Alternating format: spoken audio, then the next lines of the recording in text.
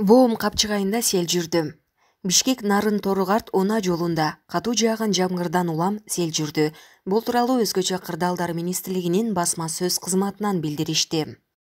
Алдын ала маалыматтар боюнча саат 14:40 чамасында катуу жааган жамгырдын кесепетинен Бишкек Нарын Торугарт Уна жолунун болжол менен 150 чакырымын суу каптап жаткандыгы тууралуу маалымат түшкөн.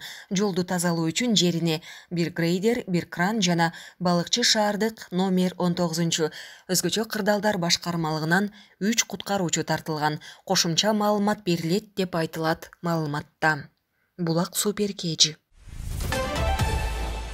Каныбек Осмоналиев. Садыр экөөбүздүн ортобузга чагымчылык кылбагылачы. Тажап кеттим, айбандар. Мурдагы депутат Каныбек Осмоналиев буга чейин президент Садыр Жапаровдун тарапташы болгон. Ал тургай өз мезгилинде камалып чыккан. Учурда тарапташтардын арасынан карамышык өтүп кеткени байкалууда. Агынан жарылган Каныбек Осмоналиев өзүнүн соц тармактагы баракчасына: "Мен эч убакта бирөөгө капа болгон жан эмесмин. Бирок Садыр экөөбүздүн ортобузга чагымчылык кылбагылачы. Тажап кеттим.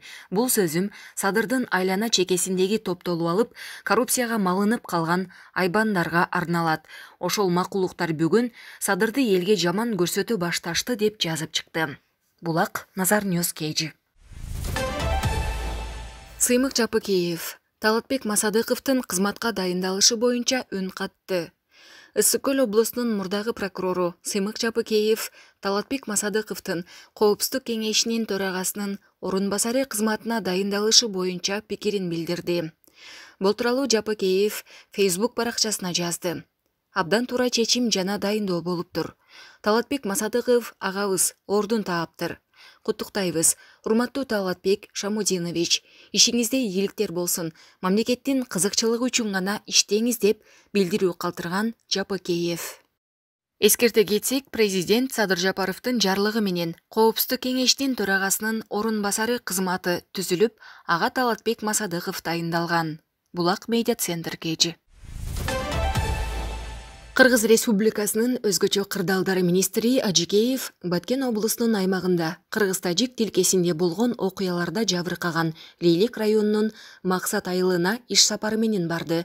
Бул тууралуу Өзгөчө кырдаалдар министрлигинин басма сөз кызматы кабарлады. Иш сапардын алкагында кыргыз-тажик чек арасындагы чыр-чатактын кесепетинен талкаланган турак үйлөрдүн ордун калыбына келтирүү иштери башталгандыгын жана ушул айдын аягына чейин иш-чаралар аягына чыгып, колдонууга берилерин айтып өттү. Эскерте кетсек, Өзгөчө кырдаалдар министрлиги тарабынан тажик тараптан куралдуу кол салуудан жабыркаган 136 турак жайдын ордулары тазаланып, 32 көчмө үй жана 61 чатыр тигилди. Жабыр тарткан элге 1716 тонна гуманитардык жардам жеткирилди. Булак Медиа Центр Кежи. Каракол шаарынын Пристан Пржевальск шаарчасына баруучу жолдо Mazda 626 үлгүсүндөгү Уна жолдон чыгып кетип, бакты сүзгөнүн күбөлөр билдиришти. Маалыматка караганда, Каракол шаардык жол кыймылынын коопсуздугун көзөмөлдөө башкармалыгы окуя болгон жерде иш алып барууда. Бакты сүзгөн Унанын ичинде эч ким жок. Унанын айдоочусу изделүүдө. Ошондой эле ооруканага эч ким кайрылган эместигин аныкташкан. Учурда Унаны айып жайга алып кеткени жатышат. Бакты сүзгөн Унадан 2 эркек киши жана 1 аял түшүп, Пристан Пржевальск шаарчасына жөө кеткенин соц тармактын колдонуучулары жазып чыгышкан. Булак Турмуш Кежи. Нарын облусунун Актала районуна караштуу Баетов айылынын тургуну Фаркат Өскөнбаев 21 жылдан бери сактап жүргөн зым уналарын баласына берди. Союз ыдырап, эгемендүүлүктүн алгачкы жылдарында алыскы аймактарда дүкөн, базар аттуулар жок. Эл балдарына оюнчук тургай, кийим-кече, таттуу азыктарды дагы сатып бере албай калган кыйынчылык заманды башынан өткөрүшкөн. Ошондой кыйын мезгилде өспүрүм балдар зымдан уна жасап алып, көчө бойлой чаң ызгытып ойношор эле. Азыр көчө сайын дүкөндөр, оюнчуктун түрү сатылат, бирок оюнчук ойногон балдар жок. Тили чыга элек баладан тарта баарынын колунан уюлдук телефон түшпөйт, интернеттеги оюндун түрүн ойношот. Бир кезде зымдан Т-40 тракторун жана Нива унасын жасап ойногон Өскөнбаев зым уналарын 21 жыл сактап, учурда 3 жаштагы уулуна бергенин айтты.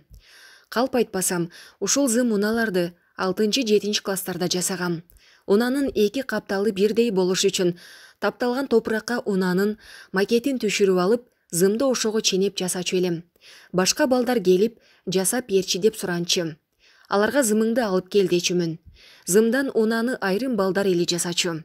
Ал кезде зымдагы жок болчу. Ардимдин коросу тосулуп турган зымдарын уурдап, кесип келип жасар элек. Биздин көчөдө Дүйшөн байкенин трактору бар эле. Ошого окшотуп жасагам. Андан бери 20 жылдан ашык убакыт өтүптүр. Бул зым унааларды кепенин үстүнө илип койгом. Өткөндө улум уна оюнчук алып бер дегенинен зым унааларды эстеп кетип алып бердим. Сүйүнүп, ойноп жүрөт, деди Өскөнбаев. Булак турмуш KG.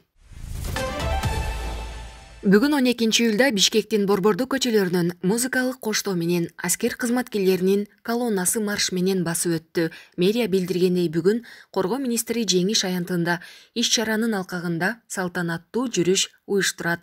Ошого байланыштуу ведомство бүгүн шаардагы айрым көчөлөрдөгү көзөмөлдү уюштуруп берүүнү суранган. Кыргыз Республикасынын Коргоо министрлигинин басма сөз кызматы берген маалыматка ылайык, бул марш Панфилов дивизиясынын 80-жылдык мааракесин майрамдоого арналган. Марш Панфилов сейил багында митинг реквием менен уланат жана Панфилов эстелигине гүл коюлат. Булак Кактус KG. Жалал-Абад шаарында төрөлгөн Үчемдин энесине 1.800.000 сомго турак үй алып берүү жагы шаардык кеңештин сессиясында каралды деп билдирет аймактык кабарчы. Бүгүн 12-июлда өткөн Жалал-Абад шаардык кеңешинин кезексиз сессиясынын күн тартибинде шаардагы мектепке чейинки билим берүү мекемелеринин санитардык абалы, базарлар жана чачкынды соода жайлар реконструкциялоо иши жүрүп жаткан Нооруз паркынын курулушу тууралуу маселелер каралды. Ошондой эле 38 жаштагы Гүлнара Бүркөтовага турак үй алып берүү маселесин талкуулашты. Ушул тапта тендер жарыяланып, 2 же 3 бөлмөлүү батир алууну пландоодобуз. Батир көп кабаттуу үйдүн 2 кабатынан болууга тийиш. Жакын арада бул маселе толугу менен чечилип, үйдүн ачкычы тапшырылат.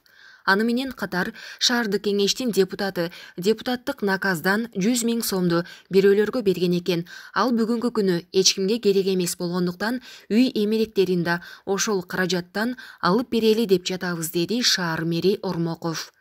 38 жаштагы Гүлнара Бүркөтова ушул жылдын 31 март күнү облустук төрөт үйүндө Үчемди жарык түйнөгө алып келген. Аларга жакындары Аделина, Адилет, Аделия деген ысымдарды ыйгарышкан. Гүлнара Үчемден сырткары бир уул, бир кызды батирде жалгыз тарбиялап келет. Булак турмуш KG.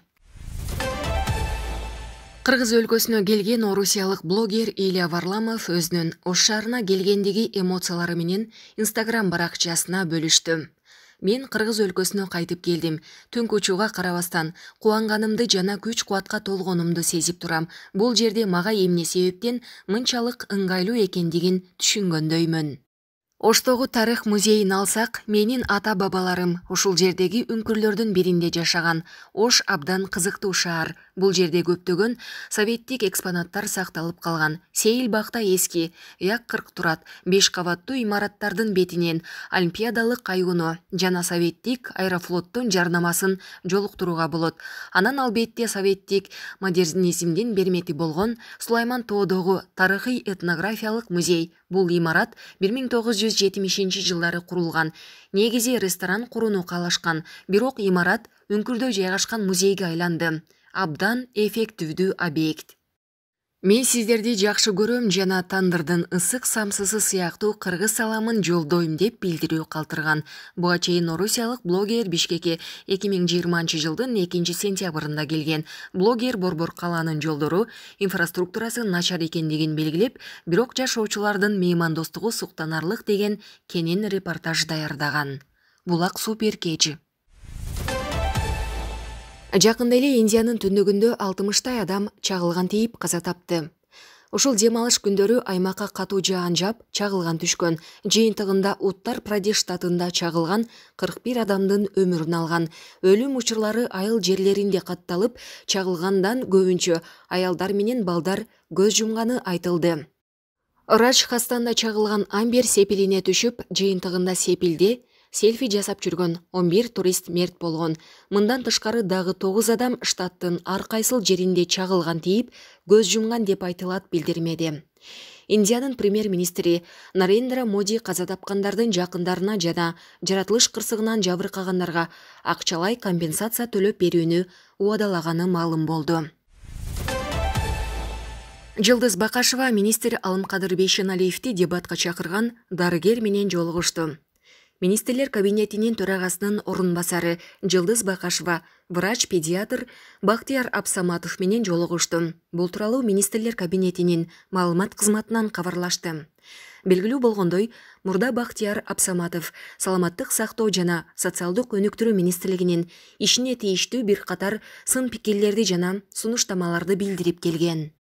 Жолугушуунун жүрүшүндө медициналык кызматкерлерге компенсацияларды өз мөөнөтүндө төлөп берүү, айлык акынын өлчөмүн жогорулатуу, анын ичинде өргүү акыларын эсептөө механизмин кайрадан карап чыгуу, коронавирус инфекциясына шектелген бейтаптарды ыкчам аныктоо максатында оорулуу жарандарды бөлүштүрүү пункттарын уюштуруу, жумушчу күчкө катышуу, коэффициентине төлөмдөрдүн өлчөмүн көбөйтүү жолу менен медициналык персоналды региондордо кармап калуу, COVID-19 менен ооругандарды дарылоо үчүн кошумча керебеттерди, анын ичинде реанимациялык орундарды өз убагында жайгаштыруу маселелери талкууланган.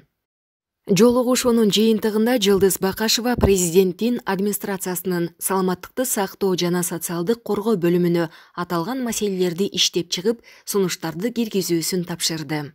Булак медиа центр KG.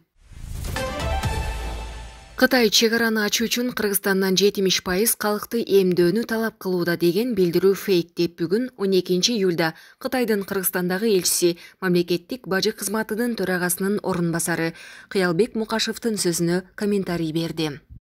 Элчиликтин маалыматы боюнча мамлекеттик бажы кызматынын төрагасынын орун басарынын жогорку кеңештин жыйынында Кытай Кыргыз чегарасындагы өткөрүү пункт аркылуу жүк ташуу деңгээлинин төмөндүгүнүн себеби Кытай Кыргызстандын 70% калкын эмдөө талабын коюуда деген сөзү чындыкка дал келбейт. Кытай өкмөтү элдин жашоосу баарынан жогору принцибин карманат жана өлкөнүн ичинде эмдөөнү активдүү жүргүзөт. Башка өлкөлөрдүн ички иштерине кийлигишпөөнү эл аралык мамилелердин жалпыга таанылган принциби деп эсептеп, Кытай тарап башка мамлекеттерге калкты эмдөө боюнча эч кандай талап койбойт жана кое да албайт деп айтылат билдирүүдө. Пандемиянын шартында Кытай Кыргыз чегарасындагы өткөрүү пункт аркылуу жүк ташуунун көлөмүн көбөйтүү максатында Кытай тарап бир катар натыйжалуу чараларды көрүп, ири адамдык жана материалдык ресурстарды колдонуп, натыйжада жүк ташуу бир кыйла жакшырып, жүктөрдү өткөрүү мүмкүнчүлүгү жогорулады. Кытай тарап Кыргыз тарап менен биргеликте Кытай-Кыргыз өткөрүү пункттарынын ишин мындан ары өркүндөтүү боюнча аракеттерди көрүүгө даяр деп билдирди элчилик. Булак Баракелди.